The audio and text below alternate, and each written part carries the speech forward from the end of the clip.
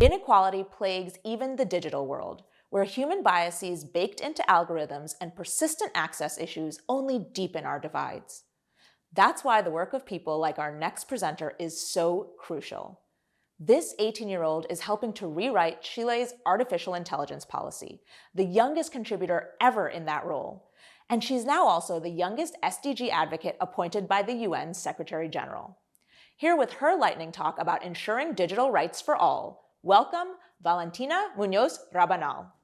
And FYI, for all our Spanish speakers out there, Valentina was kind enough to do a Spanish version of her talk for us. So look out for that in the virtual library soon. Well, I heard that you'll be listening to me around the whole world, and I really hope that's true. I hope everyone listens from Chile, my country, to my neighbors in Latin America, from Malawi in Africa to Afghanistan in Asia. I hope you could hear me from Zambia, Sudan, Ethiopia, Madagascar, Liberia, and Burundi. But you probably won't, because these are one of the countries with the worst internet access in the world. And maybe at this point of the pandemic, you must have forgotten it, but the internet has been our only way of connection the past year and a half, and probably it'll last a long time more. The internet has been with us for half a century, and it has brought a lot to us.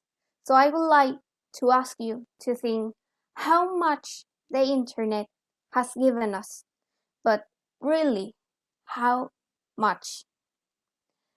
Some of you will think about Google, Facebook, YouTube, and memes, of course, but what I think is that it gave us answers, community, and recreation instantly, just like magic. In fact, the internet just came and changed the world completely in just a matter of a couple of years. And in almost 2 years, the world changed again. All the doors went closed and the internet became our reality. Our families and friends became digital. Our schools, our jobs, our markets, our restaurants, our banks, even our birthdays. Have you ever imagined that you'll be celebrating your birthday through the internet? Because I didn't, and I swear that I have a really good imagination when we're talking about technology possibilities. Since I have an internet connection, everything has been easier, closer, faster, better. But as I was in a public school, my situation wasn't the same as my classmates. And as the pandemic came and the schools went closed, I didn't have any classes anymore during the past year because not everyone had internet access or a computer. Or maybe if they had it, they had to share it between 3 or more people in their house. I graduated, and until that day when I went physically to school, I didn't know if all of my classmates were alive. Now, imagine that storyline multiplied by 1.3 million. That's the amount of students who don't have internet access around the world, and it represents 2/3 of all of the children on Earth. That's how serious it is. Now, the internet gives us social interaction, food, salaries, it gives us education, but it only does if you have the money to pay for it. On average, 81% of the richest households in Latin America are connected to the internet, and that figure drops to 38% in the poorest households.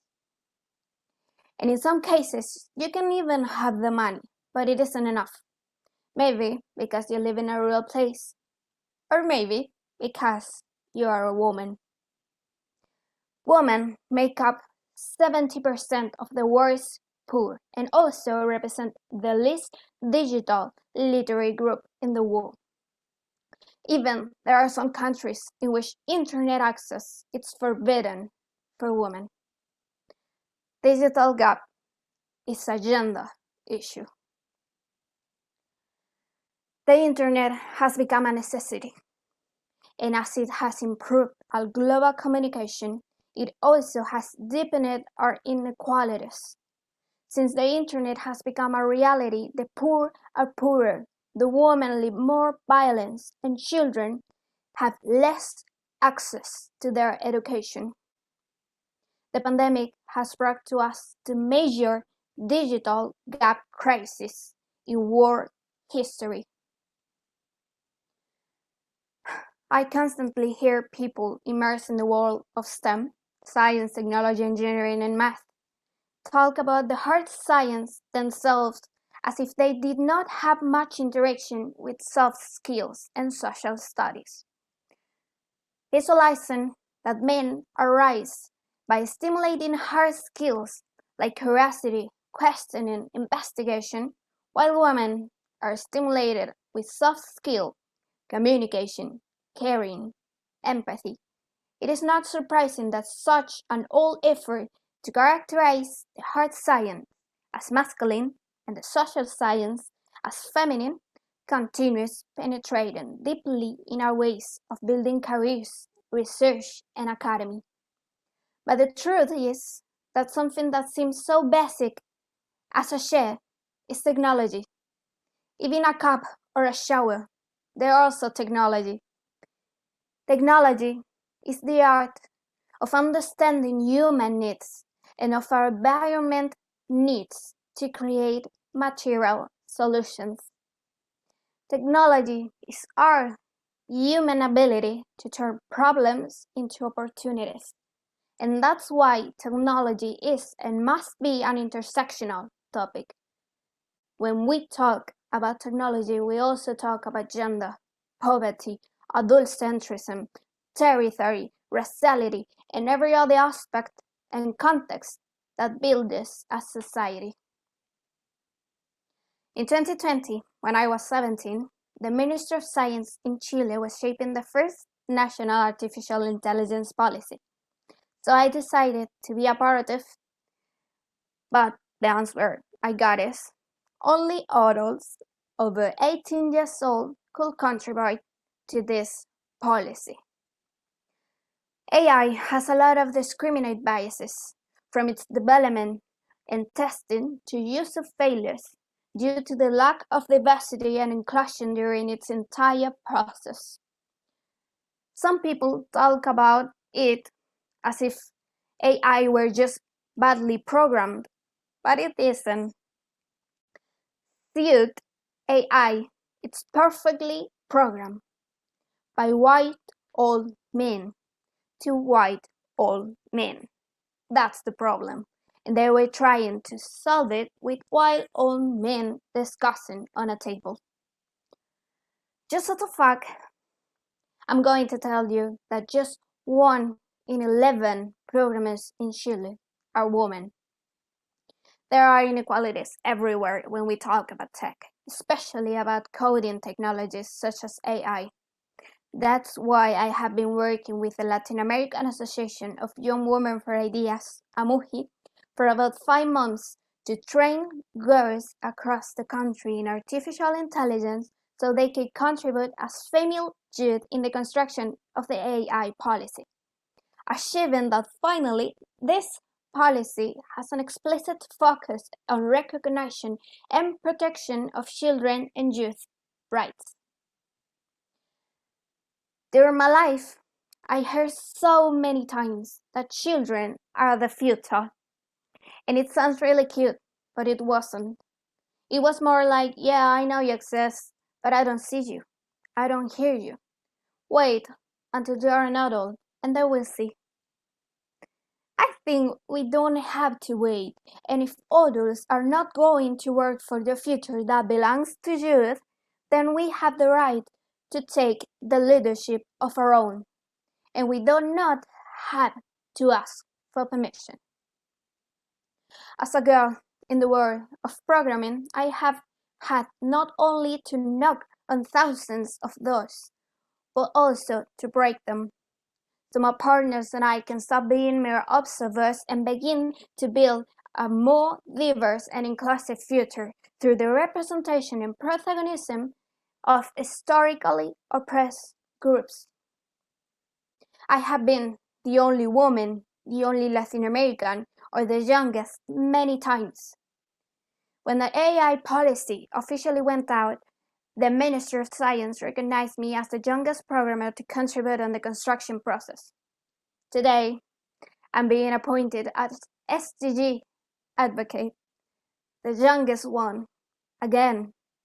And as always, it feels bittersweet because, contrary to what everyone has tried to make me believe, I am not the only one doing this, and nothing I have done has been done alone.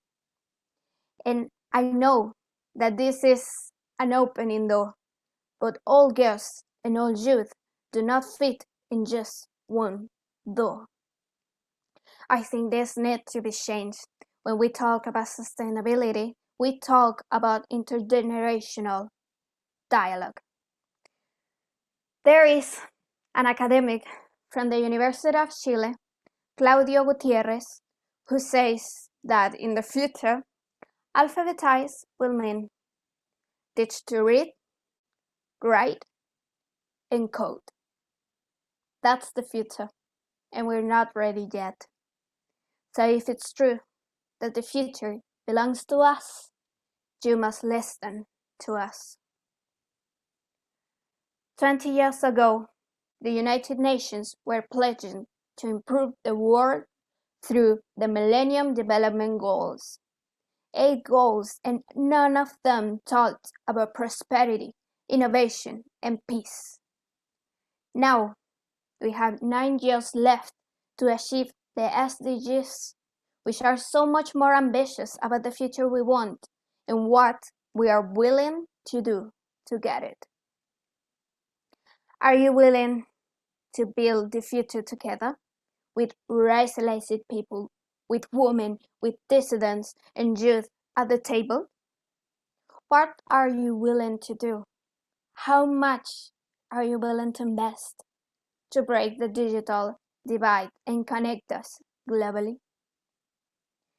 Digital gap keeps us in the circle of poverty and isolates us from global communication. Human rights are not prioritized, and as we ask for drinking water, we'll be raising our voices for internet access, because digital rights are human rights.